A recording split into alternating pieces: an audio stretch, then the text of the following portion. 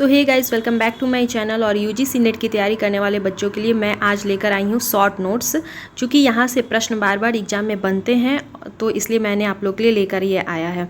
और हो सकता है आपको मेरी हैंडराइटिंग पढ़ने में दिक्कत हो, क्योंकि मैं कभी भी फेयर नहीं करती हूँ, कुछ भी मैं रफली ही लिखती हूँ, क्योंकि इतना टाइम नहीं होता है कि एक बार एक चीज़ को आप रफ करें और फिर फेयर करें। तो मैं डायरेक्ट लिख देती हूँ और तो मैं वैसे ही आपके पास अपनी ये कॉपी लेकर आई हूँ। तो सबसे पहले देखिए, जयशंकर प्रसाद की आंसू यहाँ से हमेशा क्वेश्चन बनते हैं। तो इसका एकदम 2 लाइन में लिख लीजिए कि ये 1925 इसका सबसे पहले प्रकाशन वर्ष है। और आंसू 133 छंदों का विरह प्रधान स्मृति काव्य है। 133 छंदों का विरह प्रधान स्मृति काव्य है और इसे हिंदी का मेघदूत कहा जाता है। अब प्रश्न पूछता है कि हिंदी का मेघदूत किसे कहा जाता है, तो ये जयशंकर प्रसाद के आंसू को हिंदी का मेघदूत कहा जाता है। ये प्रश्न बनते हैं एग्जाम में।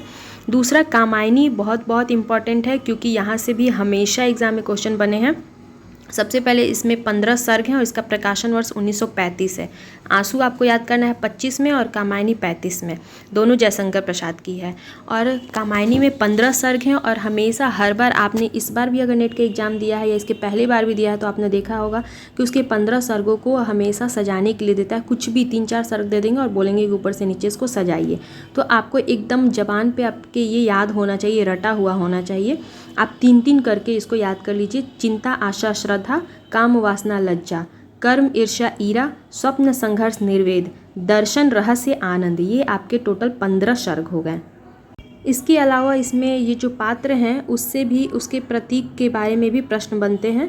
तो मनु मन का प्रतीक है, श्रद्धा हृदय का, ईरा बुद्धि का और कुमार मानव का प्रतीक है। बहुत बार मनु को लोग मानव का प्रतीक मान लेते हैं, लेकिन ये गलत है। कुमार मानव का प्रतीक है और मनु मन का, श्रद्धा हृदय का और ईरा बुद्धि का प्रतीक है। इसके अलावा इसमें जो प्रमुख अंगी रस है वह शांत रस है और दर्शन इसमें समरसतावाद व आनंदवाद दर्शन का प्रयोग किया गया है। कामायनी का मुख्य छंद कौन सा है, तो ये ताटंक छंद है। ये भी एग्जाम में पूछता है कि कामायनी में कौन से मुख्य छंद का प्रयोग किया है, तो ये ताटंक छंद का। इसके अलावा आचार्य शांति प्रिय द्विवेदी ने कामायनी को छायावाद का उपनिषद कहा है। ये भी बहुत इंपॉर्टेंट लाइन है, यहाँ से भी प्रश्न बनते हैं। कामायनी को छायावाद का उपनिषद किसने कहा है, तो ये शांति प्रिय द्विवेदी जी ने कहा है। तो आई होप आपको मेरी ये वीडियो अच्छी लगी और ऐसे ही शॉर्ट वीडियो के लिए आप मेरे चैनल को सब्सक्राइब करते रहिए और मिलते हैं नेक्स्ट वीडियो में। Till then bye bye.